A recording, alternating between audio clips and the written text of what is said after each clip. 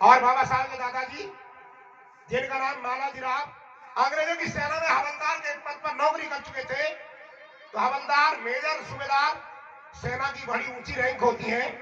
ऐसे सभ्य सुसंस्कारित सभ्य परिवार में बाबा साहब ने 14वीं संतान के रूप में इस देश के अंदर जन्म लिया। आदमी ही आदमी की परछाई से नफरत कर रहा था। वर्ण व्यवस्था, छुआछात, ये भेदभाव चरम सीमाओं को छू रहे थे और देश अंग्रेजों का गुलाम हो चुका था। अंग्रेजों का गुलाम। इस देश के अंदर तमाम देवी देवताओं की जय जयकार की, लेकिन किसी ने आपके लिए कदम नहीं बढ़ाए।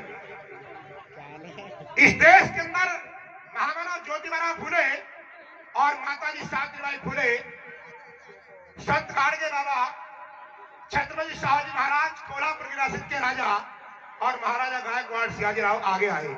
संत कबीर साहब, गुरु रविदास जी आए, नानक साहब आए और बाबा साहब ने तो भारत का संविधान बना करके उन सब महापुरुषों के सपने को साकार रूप दे दिया और क्रांतिकारी वीर वीरांगनाओं की जो कुर्बानी थी आजादी के लिए, उसमें एक ऐसा रंग भर दिया जो कभी फीका पड़ने वाला नहीं होगा।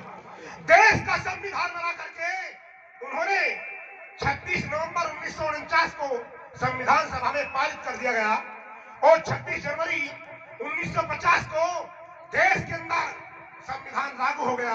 अंग्रेज रात रात में भारत को खाली करके चले गए और हम लोग आजादी का गणतंत्र दिवस मनाने लगे। हमारा देश गणतंत्र राष्ट्र का दर्जा प्राप्त करके भारत में आजादी मनाने लगा। लेकिन क्या आपको पता है कि 77 साल इस देश को आजादी का जश्न मनाते हो गए? क्या आप आजाद हो चुके हैं? क्या आप आजाद हो चुके हैं? नहीं हो चुके। मेरा दावा है नहीं हो चुके, क्योंकि बाबा साहब ने अपने हाथों से 2 साल 11 महीने 18 दिन बड़ी मशक्कत, बड़ी मेहनत, बड़ा त्याग और संघर्ष कर करके भारत का संविधान बनाया, जिसे बनाने में 63,76,739 रुपए 10 पैसे लागत आई। 13 किलो जिसका वेट इस देश के अंदर बाबा साहब ने वो आपको दे दिया और इस देश के अंदर हम आजादी बनाने लगे, लेकिन हम आजाद नहीं हो पाए क्योंकि संविधान को चलाने वाला ड्राइवर वो बाबा साहब की विचारधारा वाला नहीं है। यदि बाबा साहब की विचारधारा का व्यक्ति होता, आपके बहुजन समाज का कोई खून होता, तो संविधान बहुत अच्छी रफ्तार से चलता और आप आजाद हो गए होते। देश के अंदर मास्टर, डॉक्टर, इंजीनियर, नेता, अभिनेता बने, लेकिन देश की सत्ता पर कब्जा नहीं कर पाए।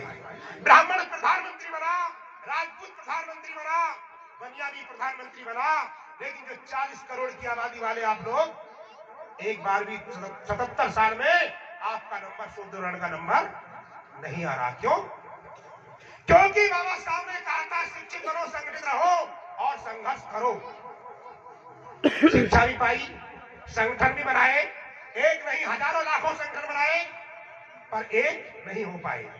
बाबा साहब ने कहा था इकट्ठे हो जाओ, संगठन संगठित हो जाओ, लेकिन संगठन पर संगठन बनाते चले गए पर संगठित नहीं हो पाए और इसी का दुश्मन ने 77 साल से मजे उड़ाए। 77 साल से चंद लोग इस देश के अंदर आपका खून पी रहे हैं।